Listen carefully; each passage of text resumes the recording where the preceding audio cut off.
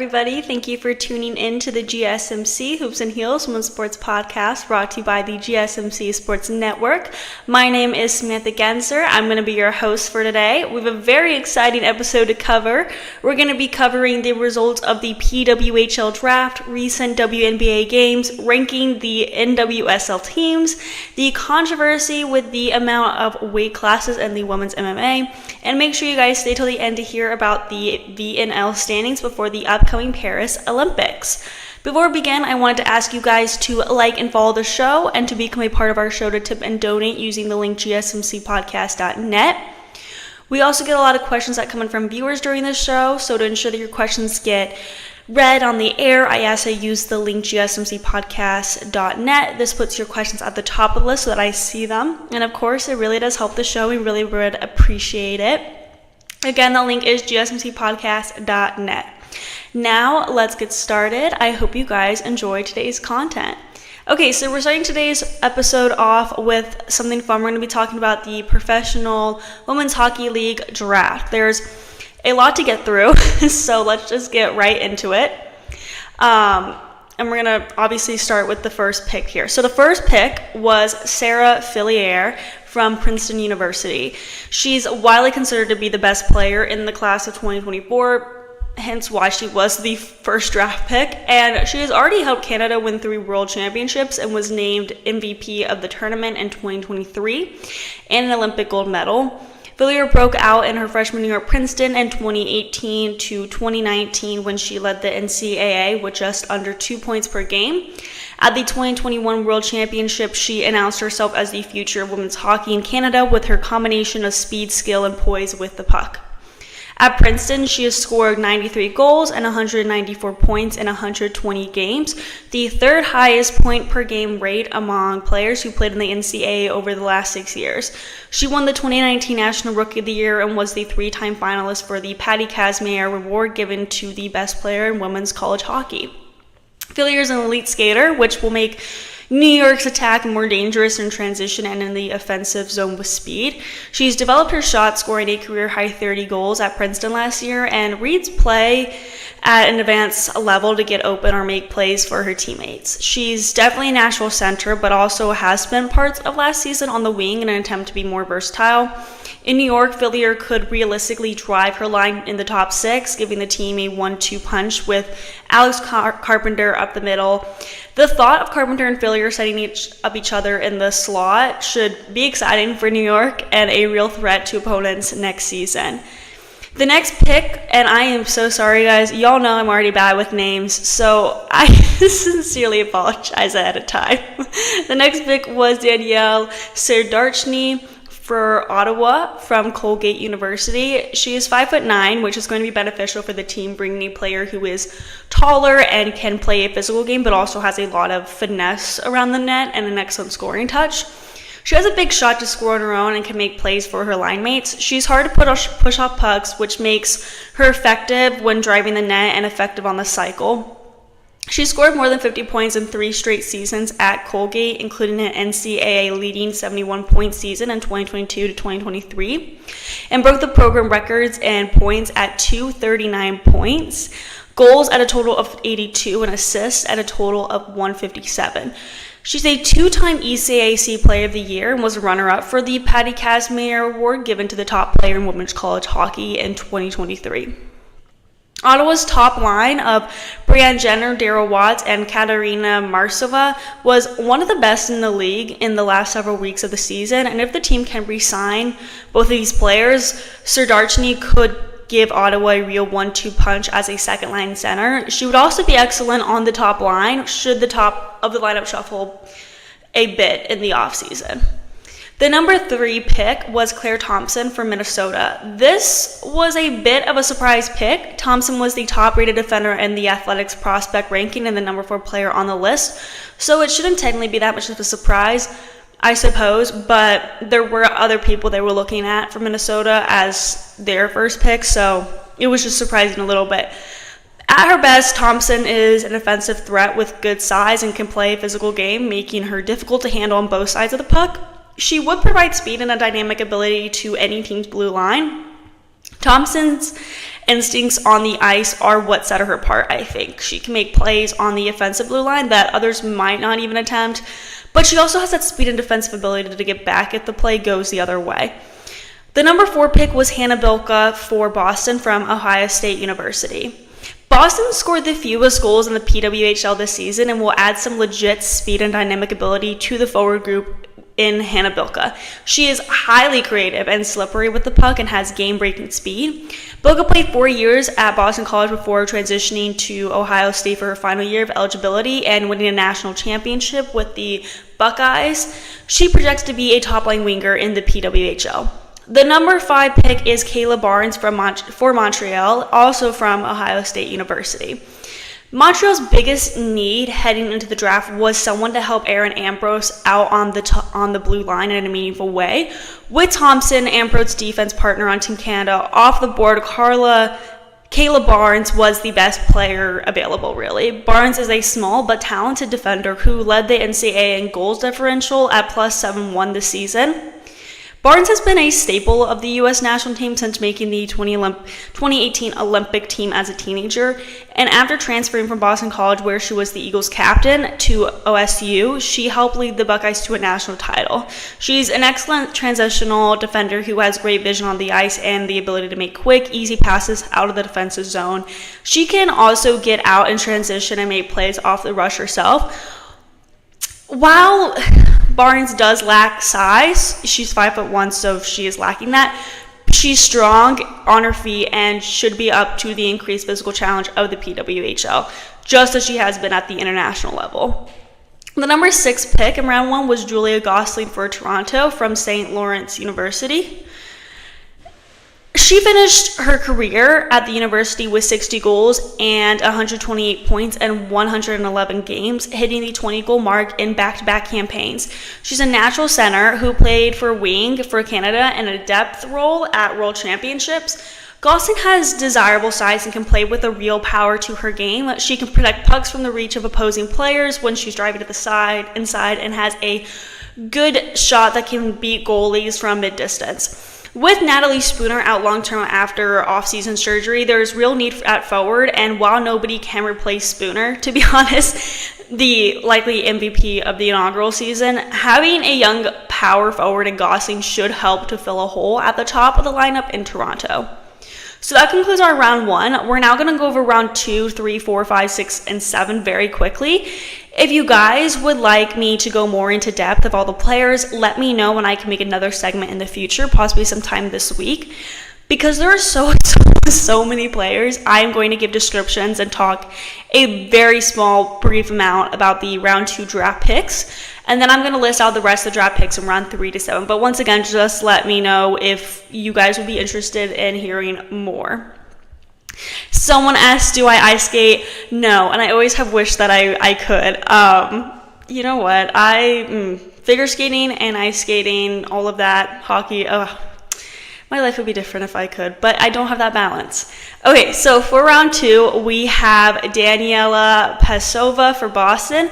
She's a forward with a dynamic presence on the ice. In her previous season, she tallied 22 goals and 18 assists, showcasing her dual threat capability. She's known for her agility and quick decision-making, and she's been pivotal in power play situations, contributing significantly to her team's special teams. Next for Ottawa is Ronhan Savalainen. She is a defender celebrated for her robust defensive skills and strong physical presence on the ice. Her playing style is characterized by her ability to effectively disrupt the offensive plays of opponents and her proficiency in penalty killing situations. Last season, she recorded 5 goals and 15 assists, showcasing her capacity to contribute offensively as well. Her ability to lead her team in block shots and accumulate significant penalty minutes illustrates her tough and competitive nature.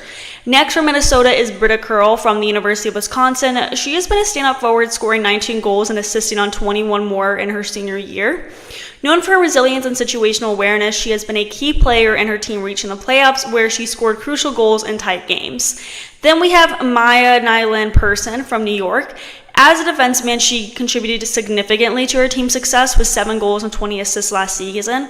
Her ability to transition the puck from defense to offense has been crucial, and she has a plus-minus 24, reflecting her effectiveness on the ice.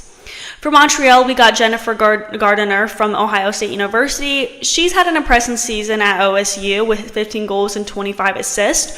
Her standout performance came in a critical conference game where she scored the game-winning goal and had 2 assists. Her playmaking ability and vision makes her a central figure in her team's offensive strategies. From Northeastern University, we have Megan Carter for Toronto. Known for her defensive prowess, she ended her college career with 4 goals and 17 assists. Her defensive metrics are impressive with a plus-minus of 20 and an average of 2.5 blocks per game. Her performance in the national tournament, particularly in penalty skills, highlighted her critical role in high-stakes situations. Round 3, we have Nora Tulis for New York, Gwyneth Phillips for Ottawa, Clara Himlarova for Minnesota, Allison Simpson for New York, Abigail Barine for Montreal, and Izzy Daniel for Toronto. Round 4, we have Gabby Resenthal for New York, Stephanie Markowski for Ottawa, Brooke McQuigg for Minnesota, Sydney Bard for Boston, Dara Gregg for Montreal, and Laura Bernard for Toronto. Round 5, we have Ellie Harte for New York, Manon McConnon for Ottawa, Dominique Petrie for Minnesota, Kayla Osborne for New York, Anna Wilgreen for Montreal, and Naomi Nabarova for Toronto. Round 6, we have Emily Fictau for New York, Anna Mexner for Ottawa, May Batharson for Minnesota, Shay Maloney for Boston, Anna Kilbin for Montreal, Anna Neki Lenzer for Toronto. Round 7, we have Iona Markova for Boston, Madeline Wethington for Ottawa, Katie Knoll for Minnesota, Hadley Hartsmetz for Boston, Amanda Cassell for Montreal, and Reagan Kirk for Toronto. Now we are going to move on to the next segment where we recap the recent WNBA games. Before we begin, we are going to be taking a very short break. So I will see you guys very soon.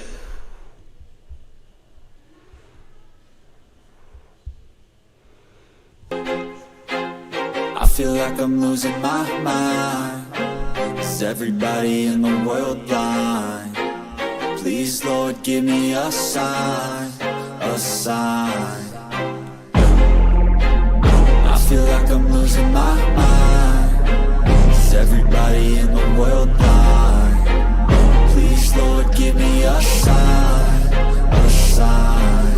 I wanna be the greatest. Everybody on the fake shit. I look around and feel like everybody is the fakest. I make this every day and I'm impatient, hoping one day I blow up from the basement. Statement, the top is so vacant. I don't hear shit that I think is amazing. Waiting for my day when I'm playing sold out shows for 1,000 faces. Hey, give me that crown, get in my way and to be put down. It ain't your place, all this my town. If I want that shit, then I'll get it right now.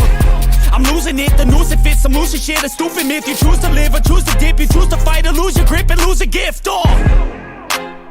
I feel like I'm losing my mind.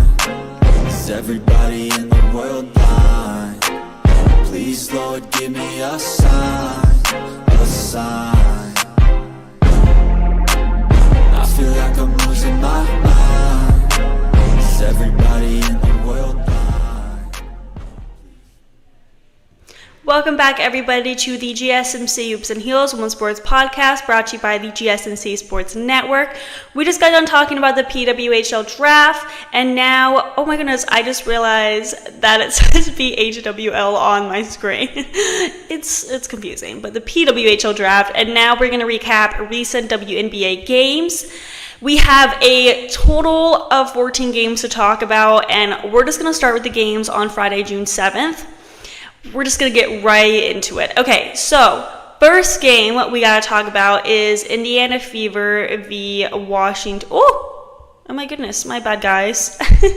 Washington Mystics. Okay, so the Fever won the game 85-83.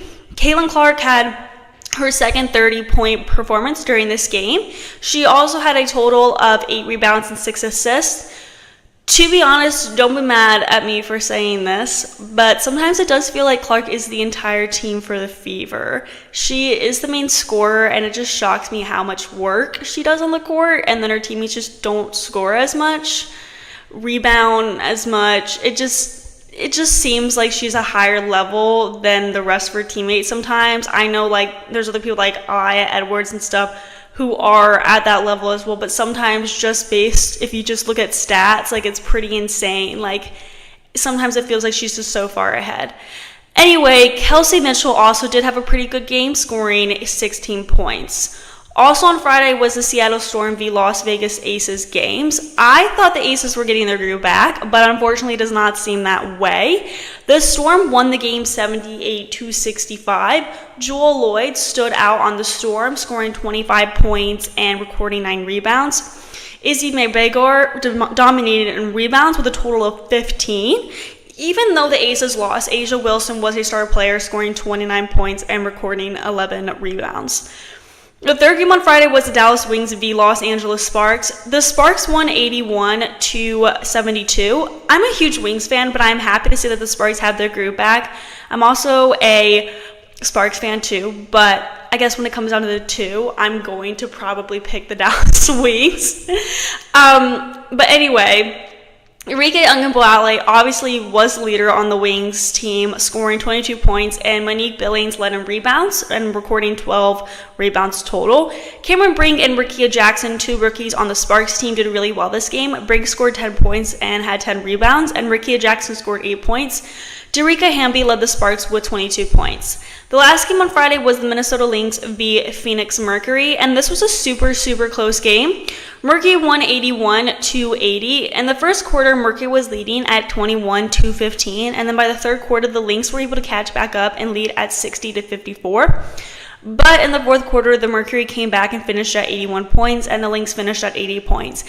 It was such a close game, and it was really fun to watch because it went back and forth. Kayla McBride scored 25 points for the Lynx, and Nafisa Collier scored 20. On the Mercury, Kalia Copper was a star player with 34 points. This was, again, another great game for her, with her exceeding 30 points. Let's talk about Saturday, June 8th games. The New York Liberty and Connecticut Sun went head-to-head. And this was a good game. The Liberty came out on top at a final score of 82-75. Jonquil Jones and Sabrina Ionescu led the Liberty with 22 and 24 points, respectively. While Ionescu was already one of the WNBA's best guards last year, she has improved even further this season, and she was sent to the bench by head coach Sandy Bordello after a turnover on Saturday. Ionescu was asked about what went into her head and the Liberty's strong fourth quarter by a reporter post-game, and her response expressed some frustration with the benching. Ionescu responded to this frustrating moment with an excellent fourth quarter, so her coach clearly knew what she was doing. Also on Saturday was the Atlantic Dream v Chicago Sky game. Chyna Charles scored 22 points, Cheyenne Parker-Tyus added 18, and the Atlanta Dream beat the Chicago Sky 89-80. Alicia Gray scored 14 points for Atlanta, and Ariel Powers scored 11. Ryan Howard finished with 10 points, 10 assists, and 6 rebounds. Diamond Day Shields hit a pull-up jumper to make it 4-2 a minute into the game, but Chicago missed 6 consecutive shots and committed 3 turnovers as the Dream ripped off a 15-2 run, capped when Gray made back-to-back 3-pointers before Angel Reese made a layup that cut the Sky's deficit to 17-8 almost 5 minutes later. Reese finished with 13 points, 13 rebounds, and 5 steals. This was her 3rd consecutive double-double and her 4th of the season for Chicago. Camila Cardoso and Dana Evans also scored 13 points apiece, and Marina Mabrey added 12. Moving on to Sunday, June 9th, the Liberty beat the Mystics 93-88. Jonquil Jones almost hit a total of 30 points this game. She scored a total of 29 points, which was super impressive. Maisha Hines-Allen had a good game as well, scoring 20 points for the Mystics, but the Mystics were just not able to keep up with the Liberty. Mercury v Wings. Kalia Copper scored 8 of her 29 points in the second overtime. Brittany Griner finished with 24 points, and the Phoenix Mercury just overall beat the Dallas Wings 97-90. Griner made 11 of 16 from the field, grabbed 9 rebounds with 5 assists and 2 blocks. Dina Taurasi added 20 points, 7 rebounds, and 7 assists. Agamboale led Dallas with 25 points, 10 assists, 7 rebounds, and 4 steals.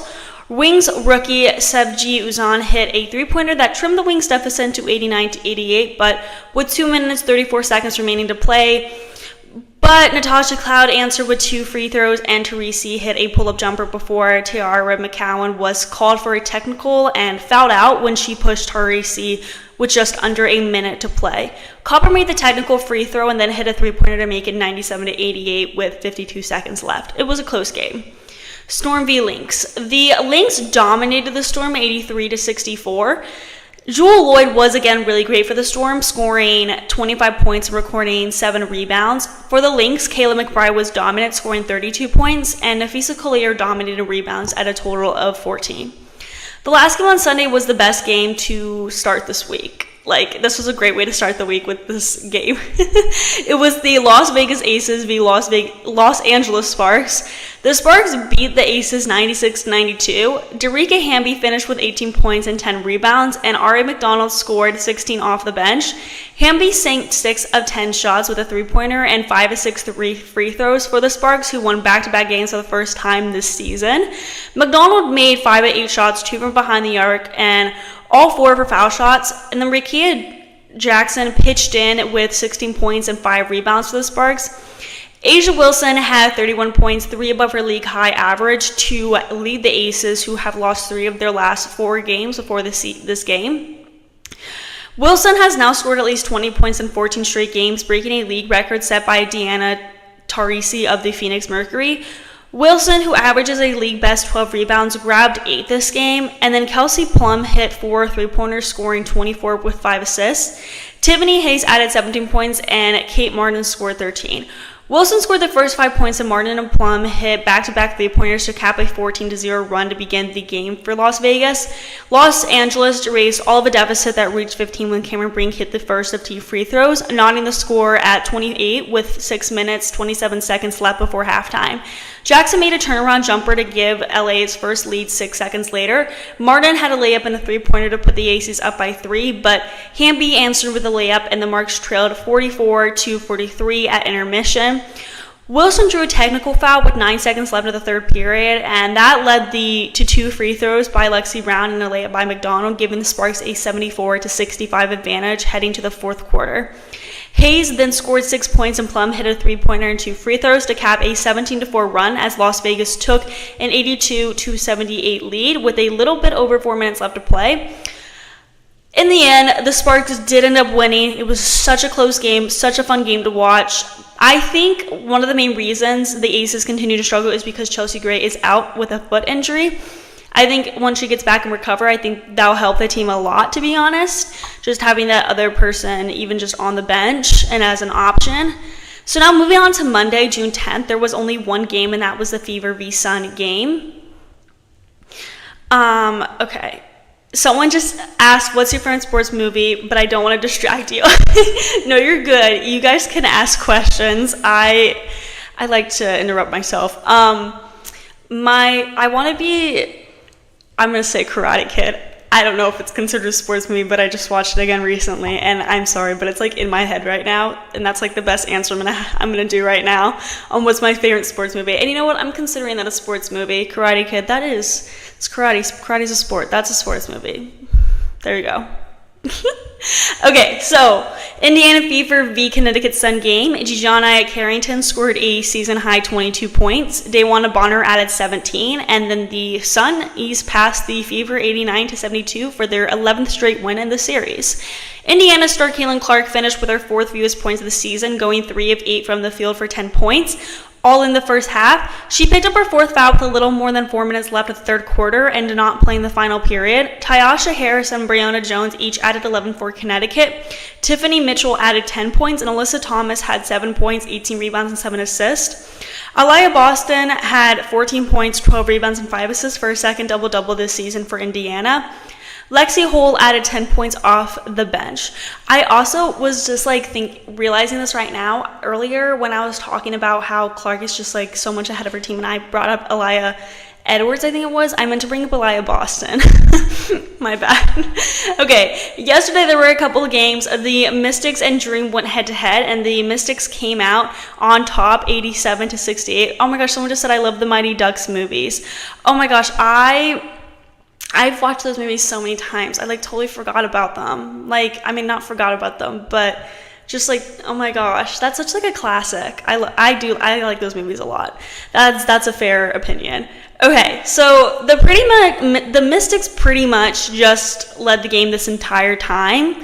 They were just always ahead. They started out ahead and finished ahead, so like they were gonna win the game. Ariel Atkins and Brittany Skies both scored 18 points, leading the Mystics to their wins, but there were so many players that did amazing. There wasn't like really one player that was truly like a standout, if that makes sense.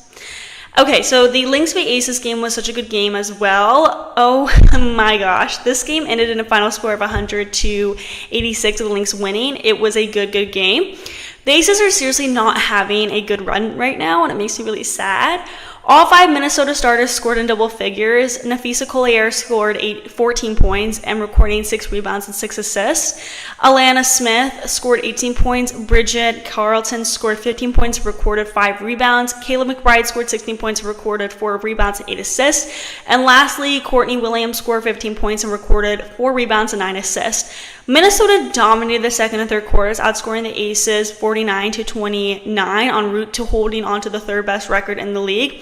Asia Wilson scored 28 points to lead the Aces, but fellow Olympian Kelsey Plum was held to 13 points on 4 of 13 shooting.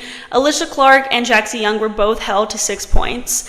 The last game we got to talk about is the Sparks v Storm game. This was an unfortunate loss for the Sparks, losing 95-79.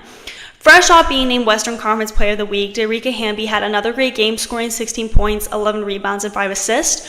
Ari McDonald chipped in with 15 points. Ray Burrell had 8 points with 4 rebounds and 2 assists. Cameron Brink was a defensive powerhouse with 4 blocks to go with 7 points, 4 rebounds, and a steal. Rikia Jackson had a rough game with 3 points and a rebound. At the first time out, the Sparks were down 8. Lexi Brown's instant offense was on full display again as she was subbed in and drilled a quick 3-pointer.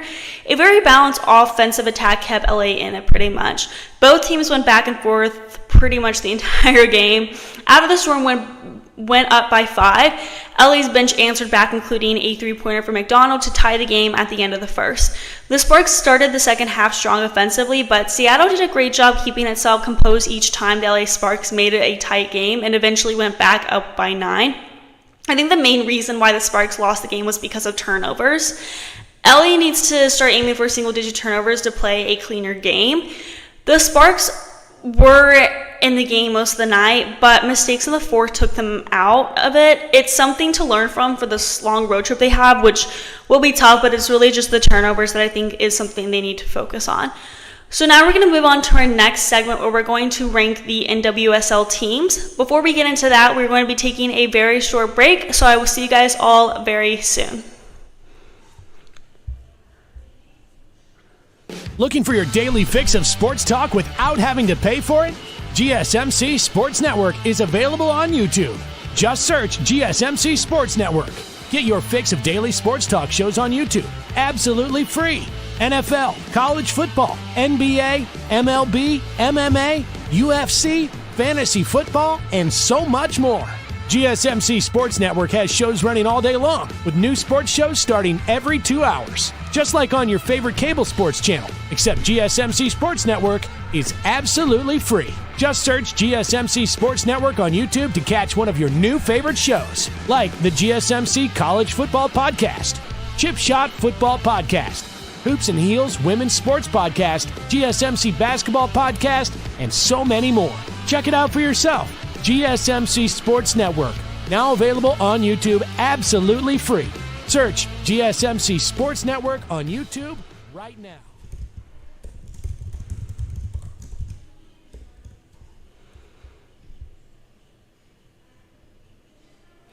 Hello guys, welcome back to the GSMC Hoops and Heels Women's Sports Podcast, brought to you by the GSMC Sports Network. We just got done talking about the recent WNBA games, and now we're going to be switching over to talking about the NWSL teams, and I rank them. My chat box is currently not working right now, which is unfortunate, so I am unable to see any chats that are happening, and I sincerely apologize for that. I will need to be getting that fixed after this. I'm so sorry. Before we begin, I did want to ask you guys to like and follow the show and to become a part of our show to tip and donate using the link gsmcpodcast.net. I meant to remind you guys to do this in the second segment, but a lot of games we had to go over there, so I just completely forgot to do that, so I'm doing it now. And the tipping and donate really helps us out, helps me as a person, and I would really appreciate it. Also, before my chat box did close out, I did get a question if I'm going to be all year. At the moment, yes, I am unsure of, I mean, I don't have anything, plans for, okay, never mind. I was, going to go into the fact that, I plan, everything, by week on, what I'm going to talk about. So, what I mean by that is, I don't know what I would talk about in December. Well, I know, the general gist because, things that are going on. But anyway, if y'all have ideas of things that you want me to talk about, things you want to hear, always put them in the chat box, and I would love to get your guys' feedback and opinions on all of that, of course. But I can't see the chat box right now, so maybe put it in the YouTube comments. We're just going to head right into ranking the NWSL teams. Okay. At 14th is, I think this is very obvious, Utah Royals. They have been 14th on my list for so long, and they're just not having a good season. That's just really what it is. They've had 1 win, 1 draw, and 10 losses. This is going to sound terrible, but I'm just kind of a person who doesn't really follow the last placed or last ranked team, and the only reason that I've been keeping my eye on the Utah Royals is because of Alex Setner.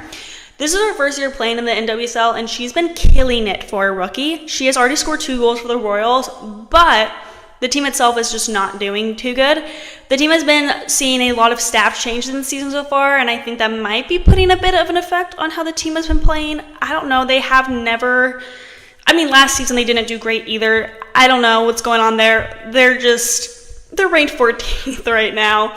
At 13th, I had the Seattle Reign FC. They have 9 losses this season and 2 wins. They were standing in 11th, and their losses just kept bringing them down. On Sunday, the Reign had a chance to bring a new vibe into their season. They won against the Kansas City Current, who was currently undefeated. Despite coming out with some offensive punch, powered by the return of Jordan Hitima, the Reign crashed and burned defensively and fell 5-2 to Kansas City, and that's a very high-scoring game for soccer. Their unfortunate loss to this time sort of confirmed their inability at the moment to move up in the rankings, to be honest. At 12th is the Angel City FC. Their record stands at 3 wins, 2 draws, and 6 losses. They haven't won a game since May 3rd. Midfielder Clarisse Lebehan provided the lone goal in a 2-1 loss at home against Gotham. The goal marks her first for Angel City and makes her just the 4th player to score for the SoCal side this season. There's star power in this team, but relying on 2 players, and I mean by that is Claire Esmili and Sydney Leroux, for 3/4 of your goals won't be sufficient. Kristen Press has been out because of an ACL injury, but she is set to return pretty soon, and hopefully when she recovers, her return will help the team. But this is not, I want to make it clear, these rankings are not like the standings, like the official standings, because this team is ranked I should make it clear. This team's standing is not at 12th. They're actually much higher. But the main reason why I have them ranked at 12th is because they have not been able to win since May 3rd. So even though their standing has not been affected that much yet, they just haven't been able to get a win. Okay, so at 11th is the Houston Dash. They have 3 wins, 3 draws, and 6 losses. Woo, there we go. They were previously ranked at 10th, so their losses are hurting them too much, but still they need to focus on their next game to get a win. Did I say they are hurting them too much? They aren't. Sometimes when I say contractions, it doesn't make sense. Their losses aren't hurting them that much, but still they do need to focus on that win because they are moving down in rankings. They'll go against the Angel City FC on Saturday, and that will be an interesting, pretty evenly matched game. Diana Ordonez has been doing really good on this team, though, scoring 4 goals so far. And 10th is the Bay FC, and they keep improving and improving. The team was so close to their second clean sheet of the year. Though Penelope Hawking's stoppage time goal was a fitting moment for the historic occasion, the 2-1 victory in base 4th this season, marking more wins than any other team sitting outside the playoff positions. With no draws and 8 losses, though, the expansion side needs a focus on their defending and consistency as they head home for a surmountable run of games in the Bay Area. At 9th is the Chicago Red Stars. They have 5 wins, 1 draw, and 6 losses. Alyssa Nahir is their goalie, and I firmly believe she is one of the best goalies in the league. I think she's been a huge part of their defensive success, but as we know, you can't just have good defense. You need a dominating offense to get those goals, and I think they need to focus on that in their next game, which will be on Friday against KC Current. But to be honest, with how the KC Current is playing, I don't think the Red Stars are going to win the game.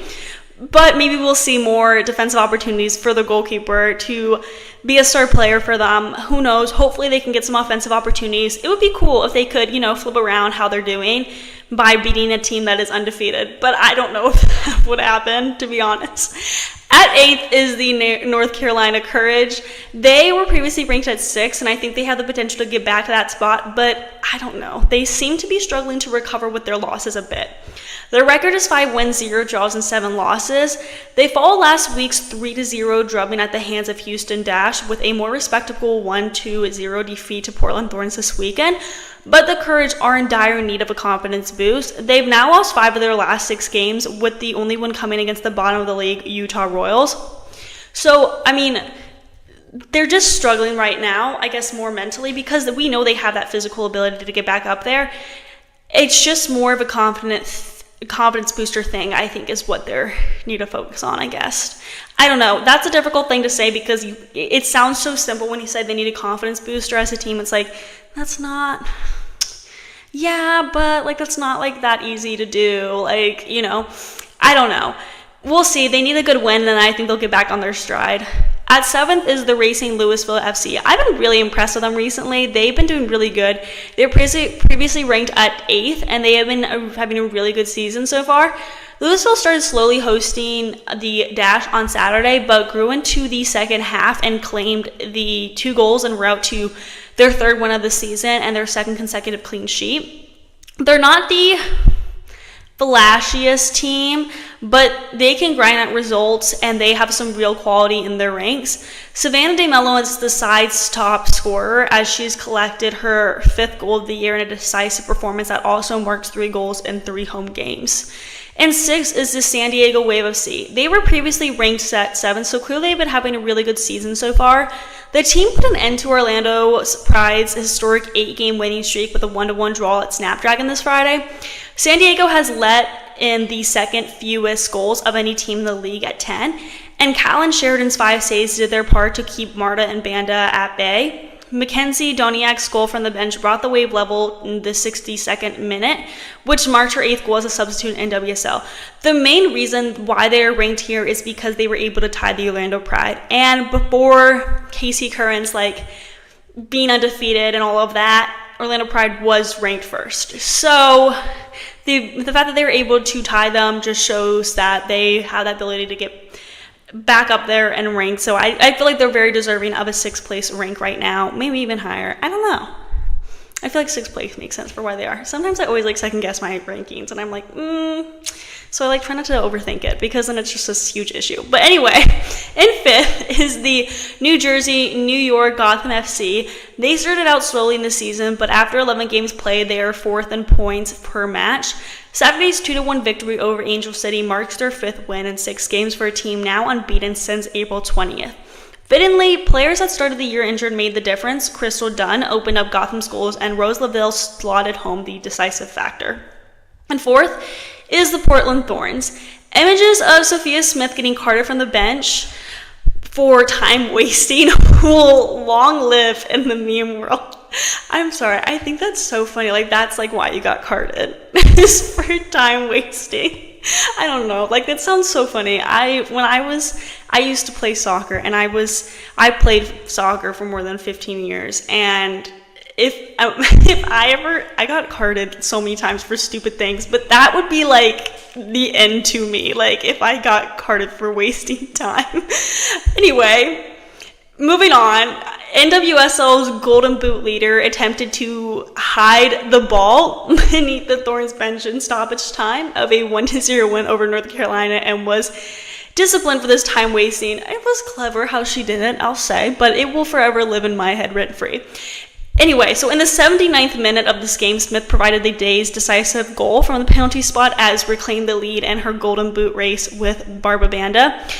But she'll miss Portland's rivalry match in Seattle next weekend, and she leads in goals in the league at 9 total goals and assists at a total of 6. Obviously, I think that she's an amazing player. I think she's one of the main reasons why Portland Thorns has been so dominating this season.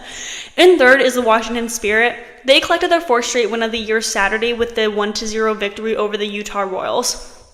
Highlights include Kate Weisner scoring her first NWSL goal days after returning from her first senior USWNT training camp, and Trinity Rodman live streaming their visit to In-N-Out Burger afterwards. The weekend's 1-0 victory is the Spirit's 9th of the season. That's more wins than any other team in the league and set a club record for wins and points in their first 12 games. Corey Bethune from the Spirit leads in assists in the league at a total of 8 assists, and if I am being I want to say that this is correct, but I think she's a rookie. So, no, she definitely is. So the fact that she's a rookie and she is making those stats is very impressive. And second is the Orlando Pride. They were ranked at first, but the reason they're ranked at second is because of Kansas City, how they're doing with their being undefeated. So Orlando's 8-game winning streak came to an end in San Diego this weekend. That said, after a 1-1 battle at Snapdragon, they're still technically unbeaten in 2024, considering that was a tie, wasn't a loss. And Barbara Banda didn't score this time. Julia Doyle did, her second of the year, but Banda did set up Doyle for the counterattack goal, marking her 3rd assist of the season. Banda's 11 goal involvements in 8 matches are the most per 90 in the NWSL. Honestly, she's a huge part of why the Pride is at second, or is one of the best teams in the league. I wanted to say that they're first, but they're not because of this tie. So lastly and first is the Kansas City Current. They were previously ranked second, so they did a little flip-flop with the Orlando Pride. Nobody has scored more goals than Kansas City Current this season. Sunday against Seattle Reign, they added 5 to their season tally of 31, marking 23 goals scored in the first 6 home games at CPKC Stadium. That's the most goals scored in a 6-match home stretch in NWSL history. Hard to argue with that offensive power and home field momentum for a side that took the top spot back from Orlando City Pride Sunday night. So that's kind of why they're up there and they switch with Orlando Pride. Still, I think Orlando Pride and Kansas City Current are such an evenly matched team in a way. I will say that I think the Pride has more standout players, like Barbara Banda, she's just a standout player on the Pride team. So that's just something to consider, but I don't know. I think that Orlando Pride and Kansas City Current might switch sometime soon. Maybe in the standings and in the rankings, because this is how the standings are right now. Kansas City Current is in first and Orlando Pride is in second. Not just the rankings, it's also standings. Okay, so we're now going to move on to our next segment where we're going to talk about a controversy regarding the weight classes in the UFC. Before we get into that, we're going to be taking a very short break, so I will see you guys very soon.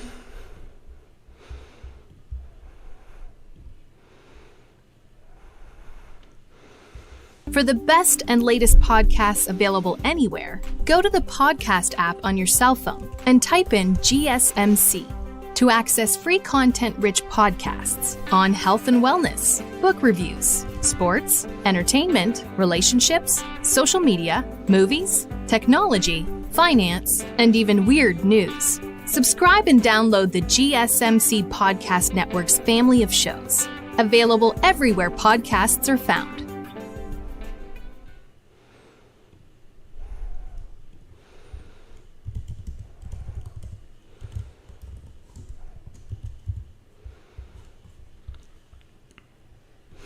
Hello guys, welcome back to the GSMC Hoops and Heels Women's Sports Podcast, brought to you by the GSMC Sports Network. We just got done talking about how the NWSL teams are looking and some ranks that I have for them. And we're now going to move on to our next segment where we're going to be talking about some sort of little controversy going for the weight classes in the women's MMA, the UFC. So it's very complicated. There's a lot of background information in it. I'm currently trying to figure out some technical issues over here, and I'm so sorry if my screen starts to glitch or something. I'm hoping it does not Okay. Ooh. I'm so sorry, guys. Okay. So let's just get into it. I'm so sorry, guys. Okay, so the UFC has a total of 8 different weight classes for their male fighters. They have the flyweight division at 125 pounds or less. And then they have the bantamweight division at 135 pounds. Wow, 35 pounds. That would be insane. The featherweight division at 145 pounds. The lightweight division at 155 pounds. The welterweight division at 170 pounds.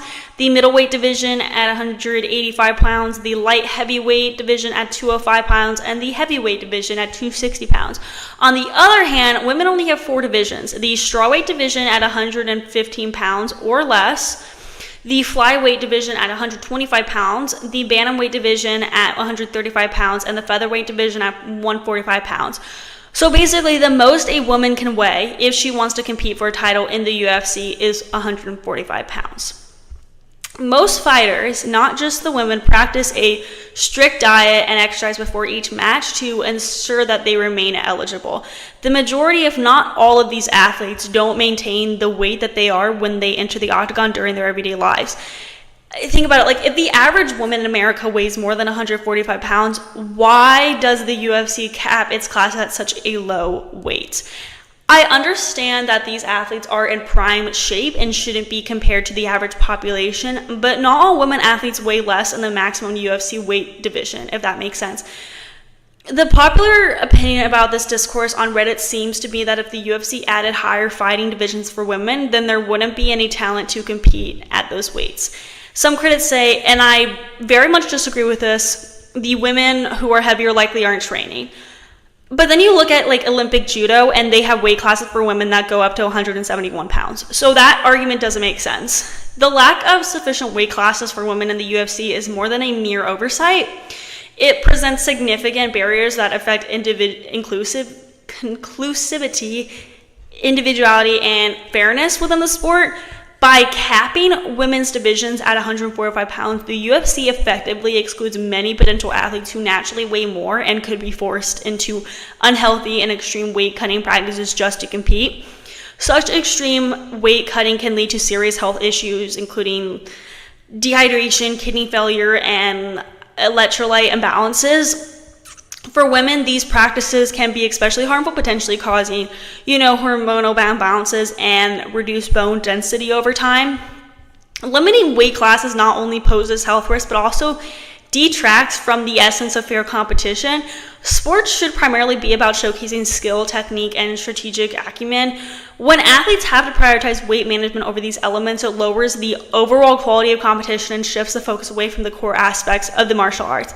And I understand that in wrestling and a lot of other sports like boxing, your weight is so important to where you're competing. But if you're capping it at 145, that doesn't make sense. Like that's not the average weight exceeds that. Well, actually, technically, okay, so it's very confusing because every single website will tell you differently, but apparently you have to look at height too. But for a 5'4" woman, the average weight is 125 pounds, I believe.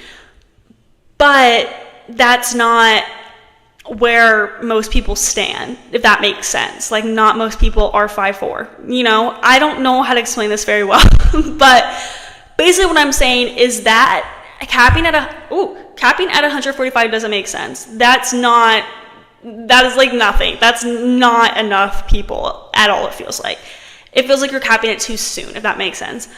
Anyway, also, the lack of weight diversity just limits the range of fighting styles and strategies in the octagon, potentially making the competition less interesting and dynamic. We already know that women's MMA doesn't get as much attention. Men's MMA gets more attention.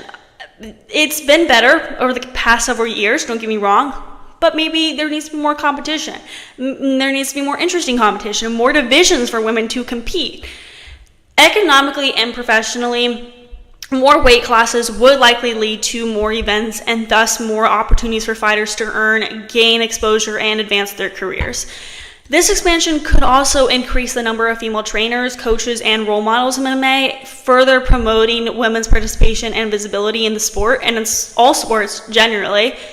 Comparatively, other combat sports like boxing and judo accommodate a wider range of weight class for women, which has not only increased participation, but has also elevated the status and visibility of women in these sports.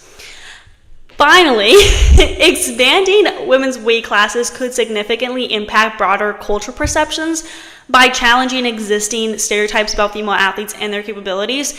It could promote a more inclusive view of fitness and athleticism, encouraging more women to engage in sports at all levels. Ultimately here, what I'm getting at this is addressing the limited number of weight classes in women's MMA would not only improve the sport's safety and fairness, but would also enrich its competitive integrity and cultural impact, fostering a more inclusive and diverse athletic environment in this sport that is so very much unique. There is another situation here, though, that we have to consider, and it's the financial consideration. The UFC as a business needs to ensure that each division it supports is financially viable.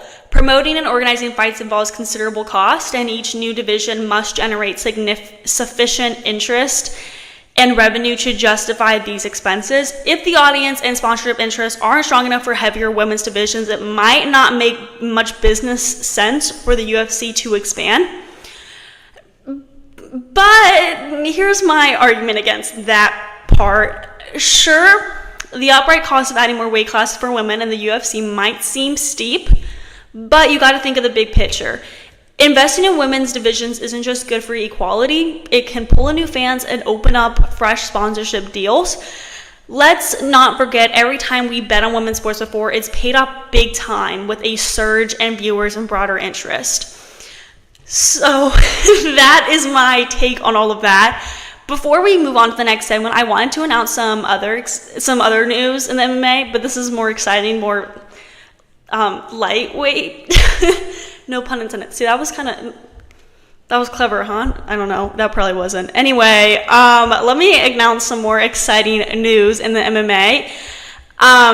Okay, so Invicta Fighting Championships, an all-women's mixed martial arts promotion, has agreed to a U.S. television rights deal with CBS Sports. Beginning with Invicta FC 55, Bernardo v. Rubin on June 28th, Invicta FC will air live on CBS Sports Network. Invicta says this will help them bring top-tier women's MMA action to a broader audience both on television and online. Invicta FC was founded in 2012 by sports executive Shannon Kapp. The promotion's alumni roster features legends such as Amanda Nunes, Rose Namajuanes, Chris Cyborg, Justino and Paige Van Sant. CBS Sports Network will air a total of 5 Invicta events in 2024. So Snap said, and I'm quoting here, CBS Sports is the perfect partner for Invicta FC. By joining forces with their global platform, we're set to bring our world-class events to an even larger audience. 2024 will be a landmark year for us, packed with unparalleled matchups and title fights exclusive to Invicta. We're excited to showcase our world-class events and demonstrate why Invicta FC is the leading brand in women's MMA, giving fans around the world a front row seat to the action. So the new deal between Invicta Fighting Championships and CBS Sports to bring women's MMA to a bigger TV and online audience is going to be a game changer, I think. By teaming up with CBS Sports Network, Invicta's fights will get in front of way more eyes, which is awesome for growing the sport and introducing it to folks who might not have checked it out before. This is a big thumbs up for the sport because it shows that women's MMA is getting the respect and attention it deserves. Plus, this could mean better sponsorships and more dough for the fighters and the events, helping the whole scene level up. Invicta has been a launchpad for many of the sports stars, and now with more exposure, upcoming fighters have a killer chance to make a name for themselves. It's also cool to see women's sports getting more love in general, and with CBS broadcasting these fights worldwide, the impact could be huge. It's exciting times for Invicta and women's MMA. So we're now going to move on to our last segment where we talk about the VNL and the upcoming Olympics. Before we begin, we're going to be taking a very short break, so I will see you guys very soon.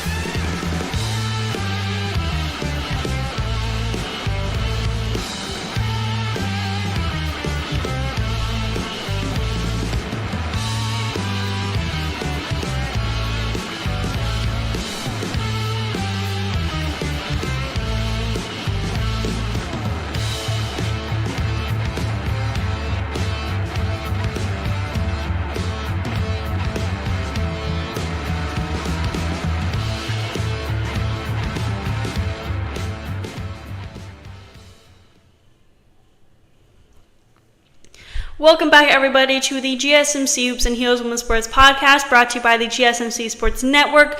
We just got done talking about women's MMA and the small number of weight classes and the controversy surrounding that. And now we're moving into our last segment where we talk about women's BNL.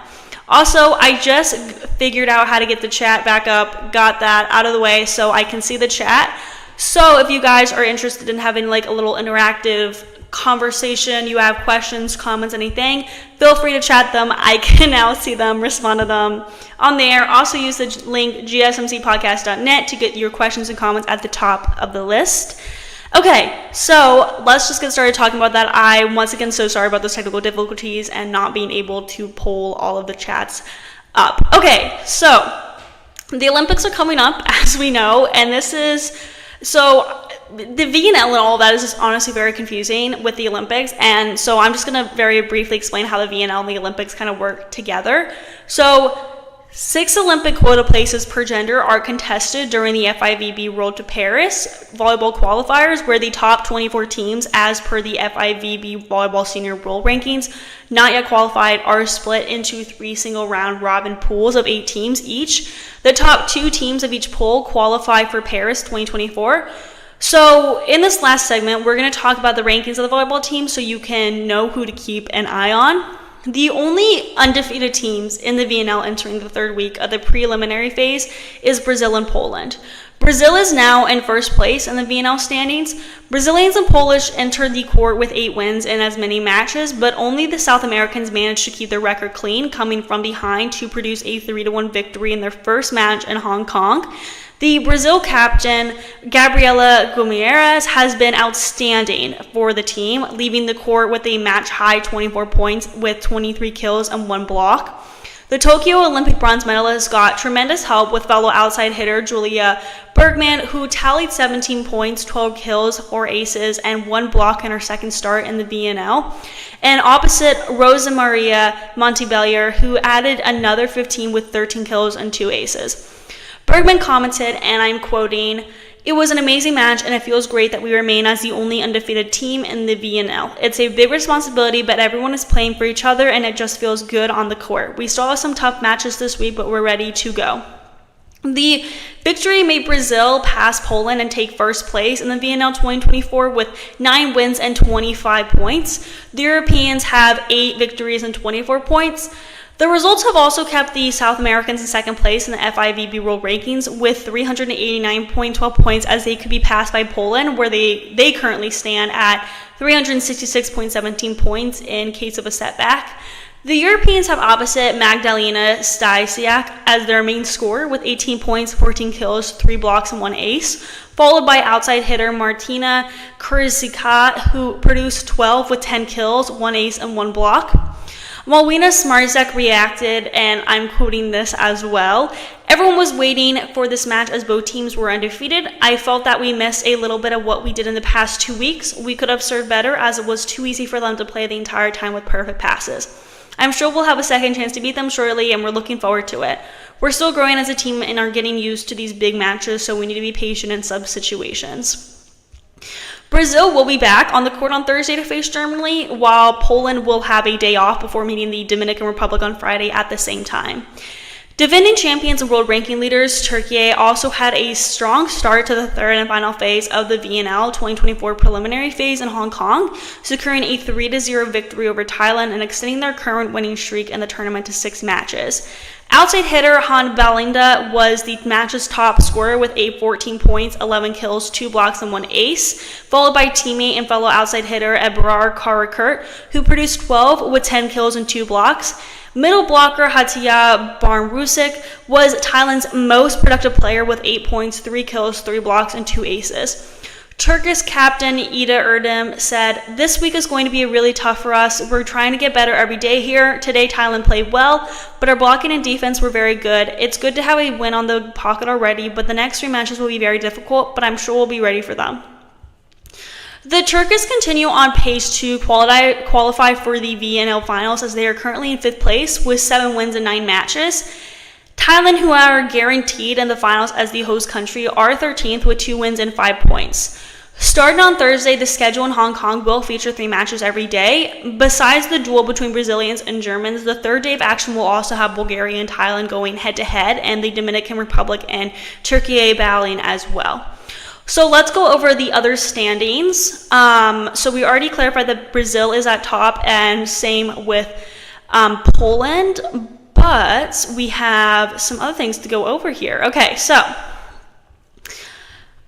Italy is at 3rd with 7 wins and 22 points, and Japan is at 4th at 7 wins and 21 points. We already talked about Turkey in the beginning of the segment, and they're in 5th. China sits at 6th place, winning 6 games, and they have 18 points. The US is in 7th with 5 wins and 16 points. Canada is in 8th with 5 wins as well and 15 points. And then we have the Netherlands with 5 wins and 15 points. Woo, there we go.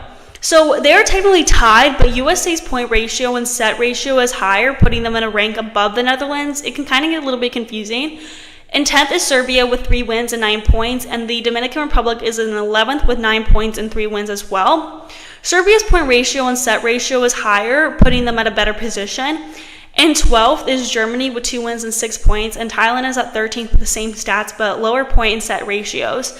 In 14th is Korea at 1 win and 4 points, and France is in 15th at 1 win and 4 points, and they have the exact same ratio as Korea but a lower point ratio, so that's why they're in that position. In last place, 16th place, is Bulgaria with 1 win and 2 points, and they are not doing so hot right now. Hopefully they can get up. I'm confident that Brazil is going to stay in first place for a while. They have always been good at volleyball, and with their strong season so far, I think they have a good chance at staying at the top. Then again, the Chinese women's team, always known for their disciplined approach and strong team coordination, could pull off some sets against top-tier teams. Their performance could heavily depend on the integration of younger players with veterans, but they have the potential to disrupt the standings, I think. I'm hoping that the USA team can step it up. They typically are known for their volleyball and are good in the Olympics, so hopefully they can get better and move up their standings, but right now they're not looking too hot for them. So that concludes our show for today. Thank you guys so much for tuning into the GSMC Hoops and Heels Women's Sports Podcast, brought to you by the GSMC Sports Network. Your support means a lot to us, so please remember to subscribe to the show and leave a positive review. It really does make a difference. We also invite you to follow us on Facebook, Twitter, TikTok, and Instagram for more content and updates, and we do also post YouTube Shorts on our YouTube channel, the GSMC Sports Network, as well as the GSMC Podcast channel. Thank you guys once again, and have a wonderful day.